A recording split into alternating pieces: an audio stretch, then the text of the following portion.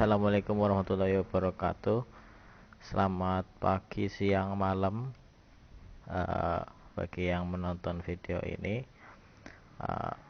Kami dari kelompok 6. Kami akan mempresentasikan sebuah tugas besar dari mata kuliah Sistem Komunikasi Seluler. Kami sendiri beranggotakan 6 anak. Yang pertama adalah... Perkenalkan, nama saya Ahmad Sabias Hamdani, NIM 17101086 dari kelas S1 TT05C.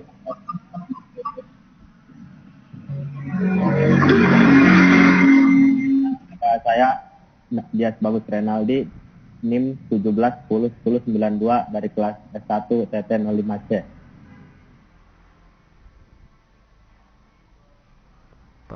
Perkenalkan, nama saya Gantong Sigitla Suwardi, NIM 17101098 dari kelas S1 TT05C. Perkenalkan, nama saya Mega Safira Nuraini dengan NIM 17101105 dari kelas S1 TT05C. Perkenalkan, nama saya Putri Intan Dias Angyarti, NIM 17101114 dari kelas S1 TT05C. Perkenalkan, nama saya Wahyu Junianto, NIM 17101121 dari kelas S1 05C. Untuk tugas besarnya sendiri akan membahas mengenai LTE overview atau jaringan 4G. Oke, untuk yang pertama akan saya langsung berikan kesempatan ke Ahmad Sabias. Silahkan Mas Ahmad Sabias.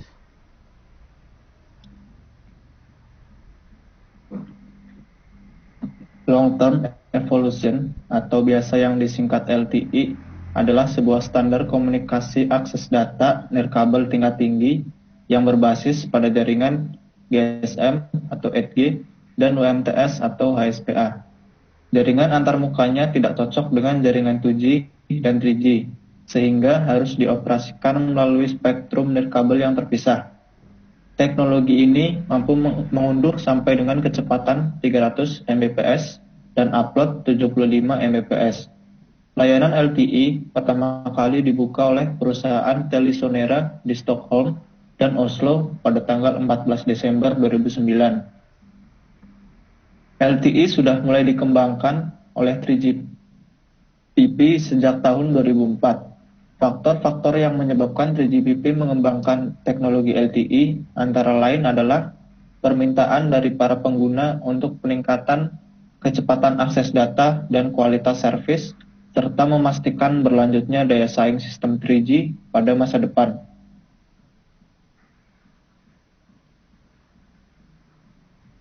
Teknologi LTE dan layanannya. LTE menggunakan Orthogonal Frequency Division Multiplexing atau OFDM yang mentransmisikan data melalui banyak operator spektrum radio yang masing-masingnya sebesar 180 kHz. OFDM melakukan transmisi dengan cara membagi aliran data menjadi banyak aliran-aliran yang lebih lambat yang ditransmisikan secara serentak. Dengan menggunakan OFDM, memperkecil kemungkinan terjadinya efek multipath. Kemudian meningkatkan kecepatan transmisi secara keseluruhan. Channel transmisi yang digunakan LTE diperbesar dengan cara meningkatkan kuantitas jumlah operator spektrum radio tanpa mengganti parameter channel spektrum radio itu sendiri. LTE harus bisa beradaptasi sesuai jumlah bandwidth yang tersedia.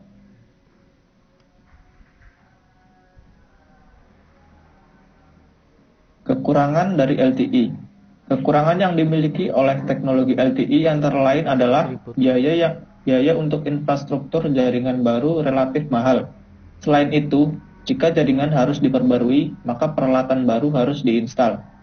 Teknologi LTE menggunakan MIMO atau Multiple Input, Multiple Output. Teknologi yang memerlukan antena tambahan pada pancaran pangkalan jaringan untuk transmisi data. Sebagai akibatnya, jika terjadi pembaharuan jaringan, maka pengguna perlu membeli mobile device baru untuk menggunakan infrastruktur jaringan yang baru.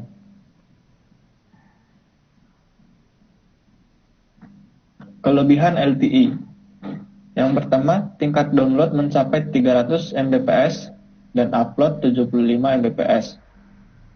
Kemudian, peningkatan dukungan untuk mobilitas seperti dukungan untuk terminal bergerak hingga 350 sampai 500 km per jam. Dukungan untuk semua gelombang frekuensi yang saat ini digunakan. Kemudian yang terakhir, dukungan untuk MBSFN atau Multicast Broadcast Single Frequency Network. Fitur ini dapat memberikan layanan seperti mobile TV menggunakan infrastruktur LTE dan merupakan pesaing layanan DVB-H berbasis siaran TV.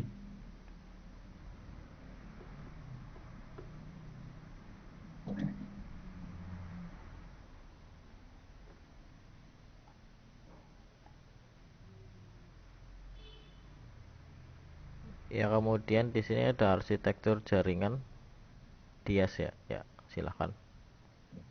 Selanjutnya yaitu ada arsitektur jaringan.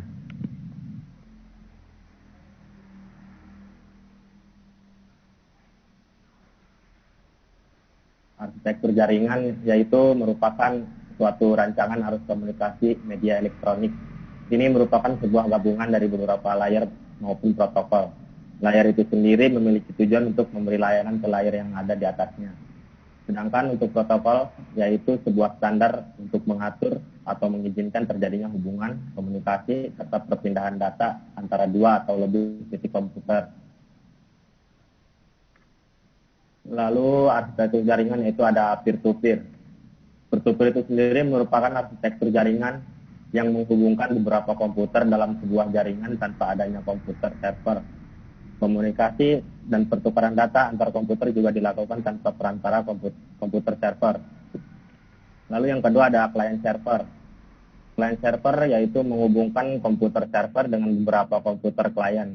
Komputer server yang menyediakan fasilitas bagi beberapa komputer klien, sedangkan komputer klien menggunakan beberapa komputer yang disediakan komputer server.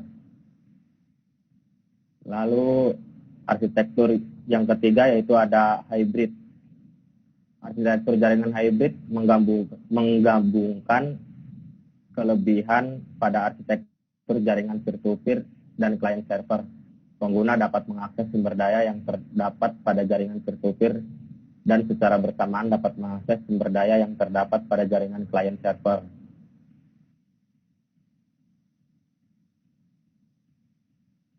Lalu ada kelebihan maupun kekurangan arsitektur jaringan.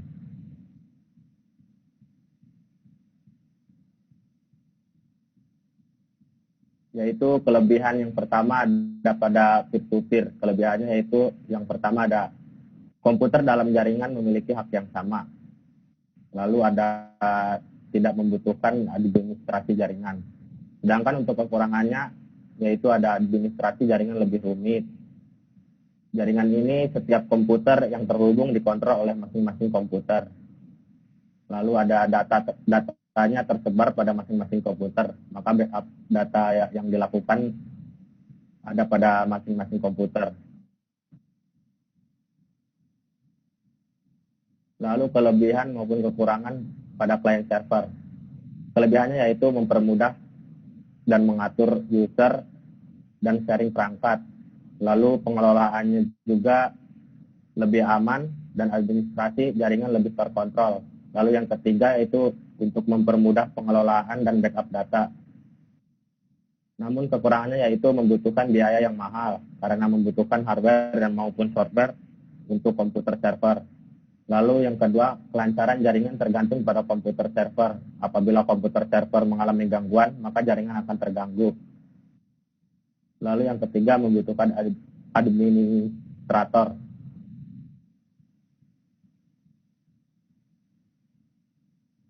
Karakteristik dasar arsitektur jaringan.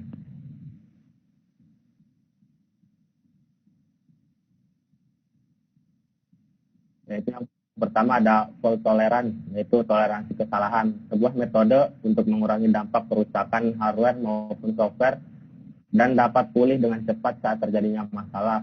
Lalu ada scalability, yaitu skalabilitas, sebuah metode untuk beradaptasi yang cepat yang mendukung pengguna baru dan aplikasi tanpa mengganggu serta mempengaruhi kinerja jaringan dan layanan yang lainnya.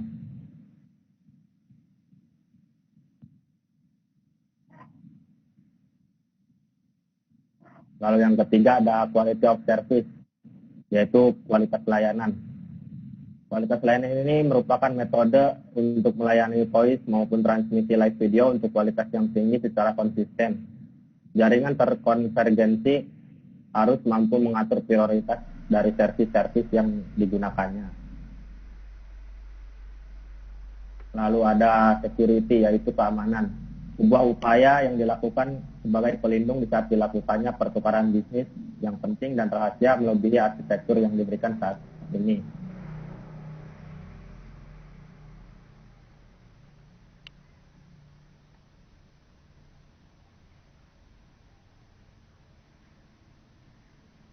Ya, yang selanjutnya ada proses optimasi jaringan LTE.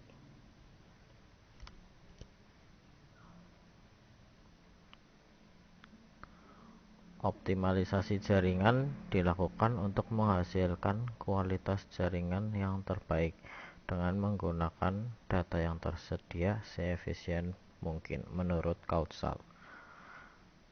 Untuk cakupan optimasi jaringan adalah sebagai berikut.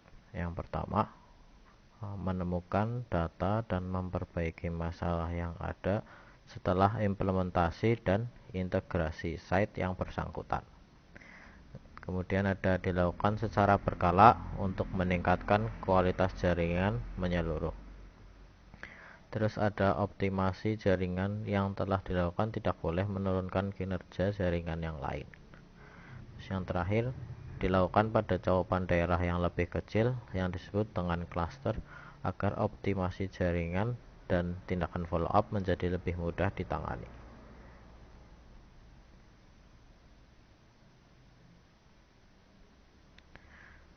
Nah, untuk prosesnya yang pertama ada mechanical tilting, itu dilakukan dengan cara mengubah azimut antena dengan tingkat kemiringan antena secara fisik. Dampak yang dihasilkan oleh tilting ini adalah berubahnya luas coverage secara keseluruhan. Terus mechanical tilt adalah perubahan arah antena tilting dengan mengubah tilt angle yang terletak di bracket atau pengait antena. Derajat kemiringan dapat diukur menggunakan tilt meter. Secara sederhana, mechanical down tilt adalah pengaturan arah antena secara vertikal, yaitu ke atas atau ke bawah. Semakin besar derajat mechanical, maka antena semakin menunduk yang menyebabkan coverage pada main lobe berkurang, sedangkan pada sisi side lobe akan melebar.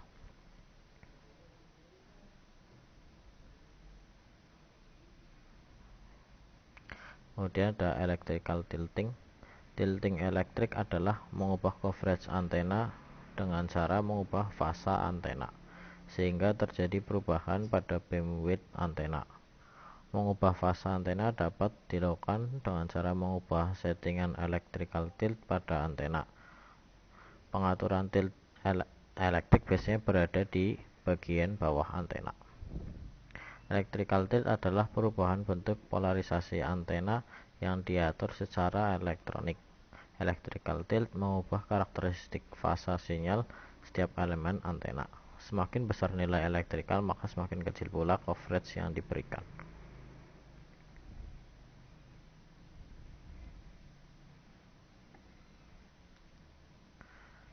Kemudian ada azimut. Azimut adalah arah antena yang diatur secara horizontal dengan cara mengubah-ubah posisi klem atau penjepit antena yang terhubung ke kaki tower. Batas pergeseran antena biasanya 5 derajat hingga 100 derajat. Petunjuk pengarahan agar arah antena sesuai dengan planning site menggunakan alat bantu berupa kompas. Arah utara adalah titik acuan sebagai penentu posisi 0 derajat.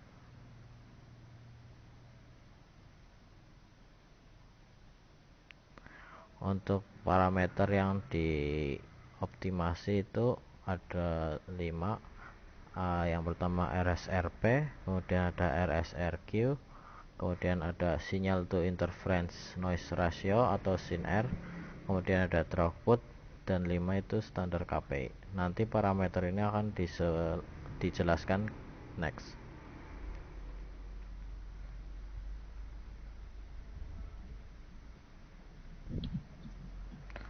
Untuk selanjutnya ada drive test.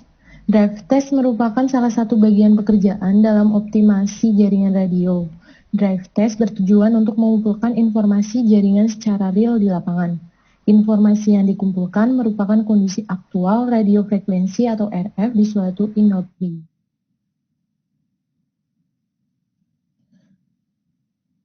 Untuk selanjutnya, secara umum tujuan kegiatan drive test for GLTE ini adalah untuk mengumpulkan informasi jaringan radio frekuensi secara real di lapangan, di mana informasi yang diperoleh dapat digunakan untuk mencapai tujuan-tujuan sebagai berikut. Yang pertama, mengetahui coverage sebenarnya di lapangan apakah sudah sesuai dengan coverage prediction pada saat perencanaan. Yang kedua, mengetahui parameter jaringan di lapangan apakah sudah sesuai dengan parameter perencanaan. Yang ketiga, mengetahui adanya interferensi dari inode tetangga. Yang keempat, mengetahui adanya RF issue sebagai contoh berkaitan dengan adanya drop call atau block call. Yang kelima, ada mengetahui adanya poor coverage. Dan yang terakhir adalah mengetahui performansi jaringan kompetitor atau benchmarking.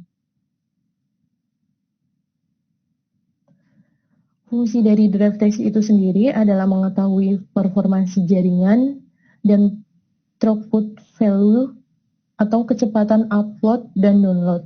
Report hasil drive test yaitu berupa data log file yang kemudian dianalisa menggunakan software.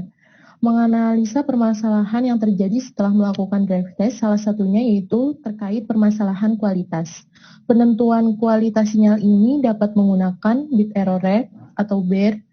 BER adalah banyaknya error relatif pada total bit yang diterima dalam transmisi selama 1 detik. Selain menggunakan BER, dapat pula menggunakan frame error rate atau FER untuk menentukan kualitas sebuah koneksi sinyal.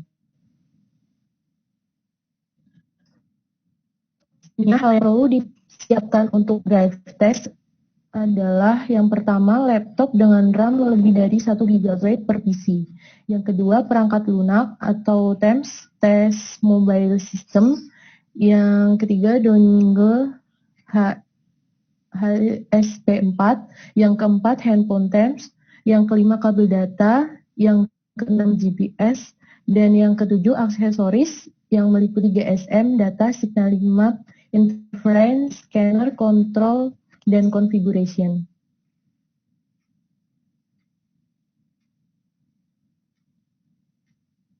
Hal yang perlu disiapkan untuk drive test terdapat pula perangkat alternatif yang dapat digunakan untuk drive test, yaitu perangkat smartphone berbasis Android yang di dalamnya telah tersedia perangkat yang dibutuhkan untuk melakukan aktivitas drive test. Setelah semua persiapan untuk pengukuran drive test selesai, hal yang selanjutnya yang juga perlu diperhatikan adalah drive test engineer harus mengetahui prosedur pengerjaan drive test. TEMS atau Test Mobile System. Yang pertama ada TEMS Investigation, digunakan di luar ruangan menggunakan GPS sebagai navigasi dan plotting parameter sebagai rute yang dilalui. Yang kedua ada TEMS Lite, digunakan di dalam ruangan, plotting parameter dilakukan secara manual. Yang ketiga ada TEMS Automatic yang digunakan di luar ruangan menggunakan sistem client server untuk pengukuran uplink dan downlink.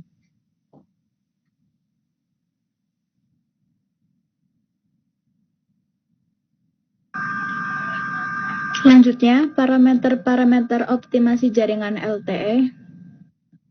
Parameter QoS KPI pada 4G LTE.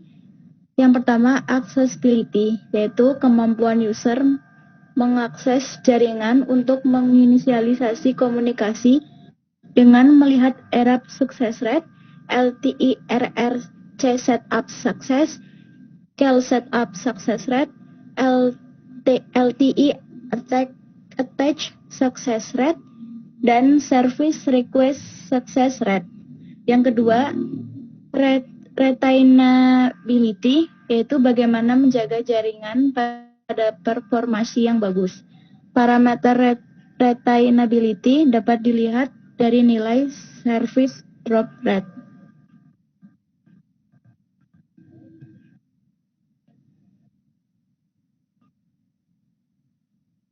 Kemudian selanjutnya, mobility, yaitu bagaimana pengguna dapat bergerak dengan mudah dari suatu tempat ke tempat lain tanpa terjadi pemutusan hubungan. Mobility performance dapat dilihat berdasarkan nilai intrafrekuensi HO attempt success rate dan intrafrekuensi HO success rate.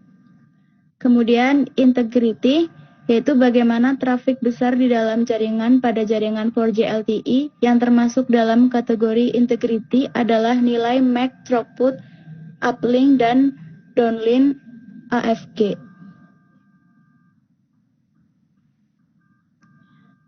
Kemudian ada RSSI atau Received Signal Strength Indicator, merupakan power sinyal yang diterima user dalam rentan frekuensi tertentu termasuk noise dan interferensi.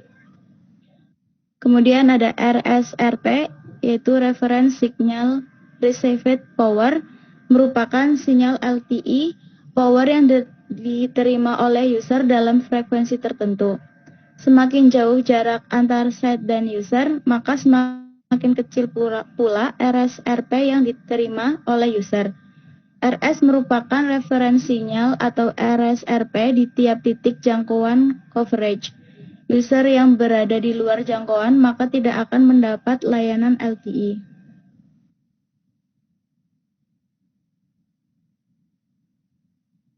Kemudian ada RSRQ atau Reference Signal Received Quality, yaitu merupakan parameter yang menentukan kualitas dari sinyal yang diterima. Semakin besar nilai RSSI, maka semakin kecil nilai RSRQ. Selain itu, semakin besar nilai RSRP, maka semakin kecil pula nilai RSRQ. Kemudian ada SINR atau Signal to Internoise. SINR merupakan rasio antara kuat sinyal yang diterima dengan kuat interferensi dan draw. SINR sering digunakan oleh vendor sebagai ukuran kualitas sinyal. SINR tidak didefinisikan pada standar spesifikasi 3GPP.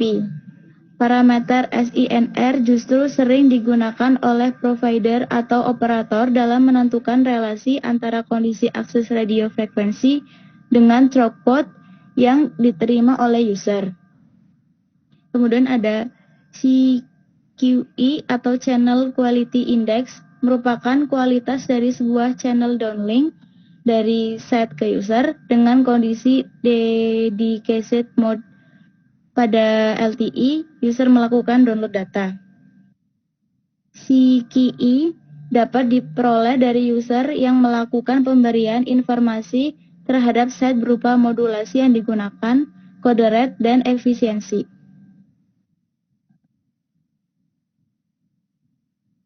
Kemudian ada PCI atau Physical Call ID, merupakan kode identitas fisik setiap sel.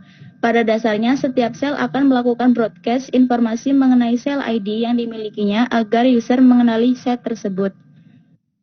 Selanjutnya ada BER atau Block Error Rate, merupakan rasio perbandingan antara total error block dengan total block dari sebuah transmisi data digital.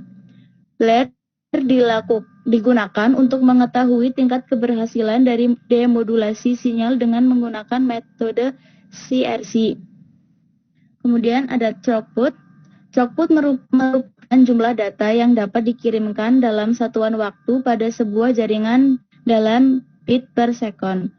Dalam kaitan dengan SINR, semakin tinggi nilai SINR, maka semakin tinggi pula throughput yang dapat dihasilkan. Next. Berikut tabel-tabel parameter dari ini LTE bisa kita lihat. Next.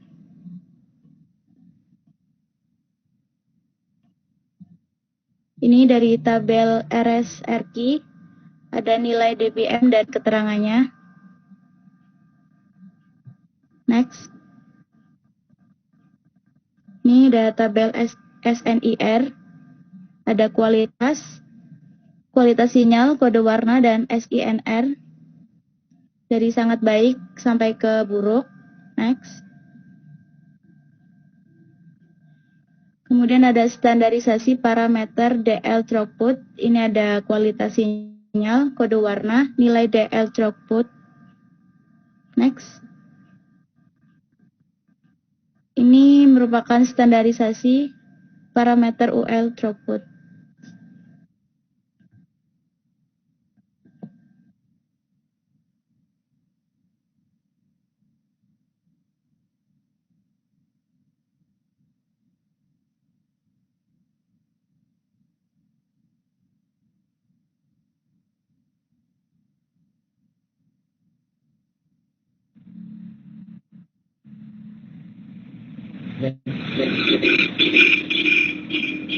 Selanjutnya aplikasi untuk aplikasi jaringan yaitu GNetTrack merupakan aplikasi Android untuk memantau jaringan seluler. Berikut ada screenshot hasil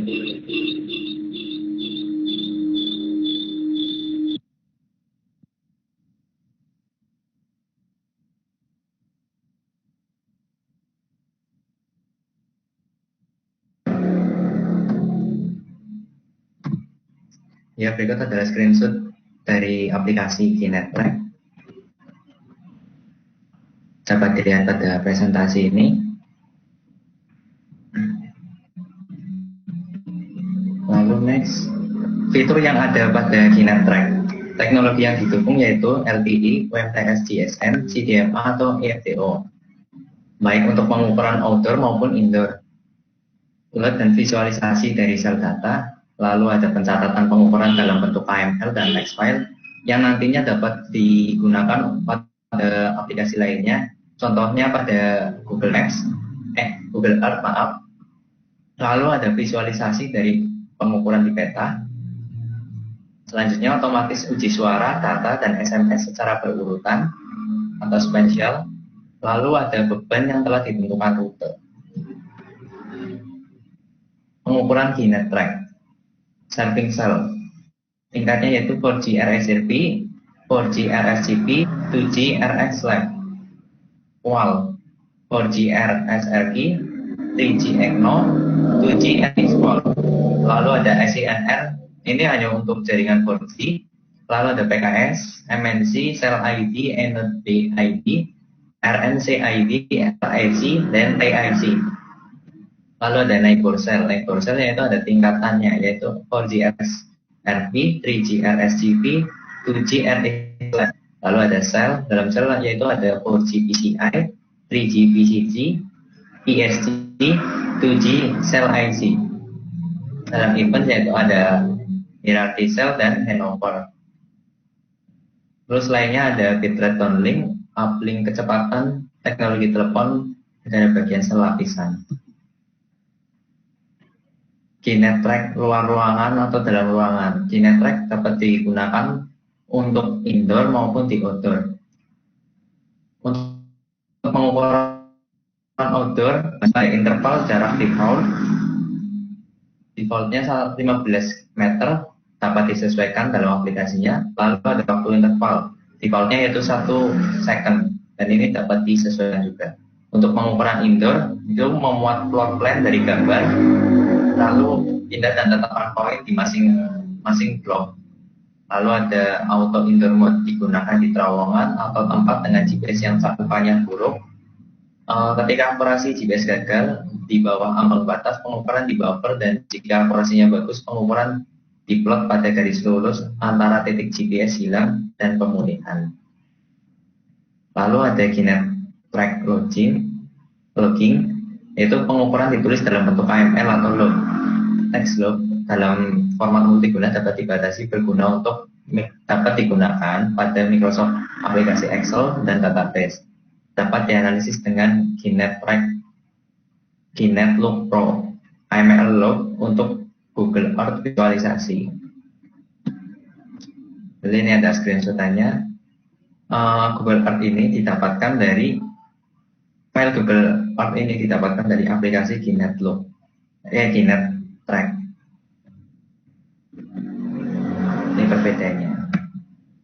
Lalu GNetTrack uji urutan tes atau spesial, panggilan suara, urutan panggilan suara dengan ganti sebentar, statistik panggilan mulai blokir panggilan, panggilan menurun, panggilan akhir, data, urutan ping, unggah dan unduh, statistik bitrate, downlink dan uplink, average ping, min ping, max ping, ping standard, ping kerugian, SMS urutan SMS, statistik pengiriman SMS, data sel, GNetTrack, import data sel dari text cell file, file text di tab dibatasi formatnya, sel informasi di sel file geografis meliputi garis bujur, garis lintang.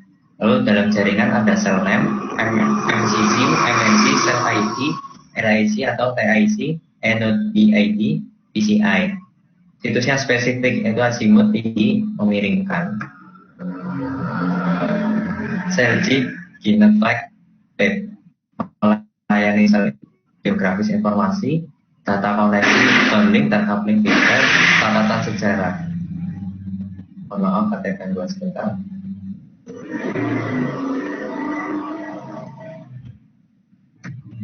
Lalu GNetTrack native,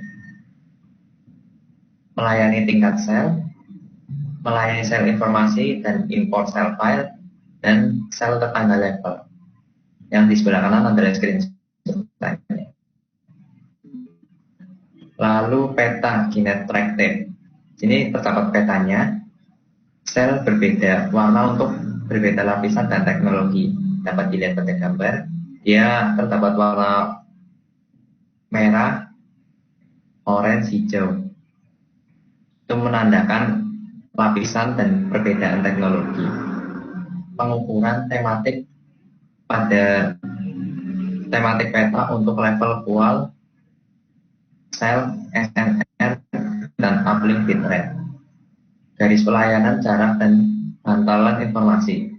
Jenis peta normal dapat berupa normal, satelit, hybrid, atau mid. Lalu ada GNetTrack info tab.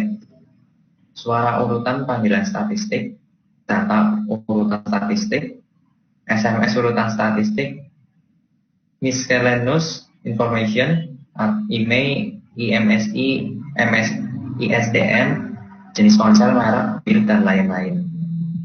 Lalu ada drive GNetTrack tab, melayani sel informasi di mana gaya, di nyaman gaya, sel ID, LIC atau tag, Node bit atau RNC ID, tingkat, kual, dan SNR. Terima kasih.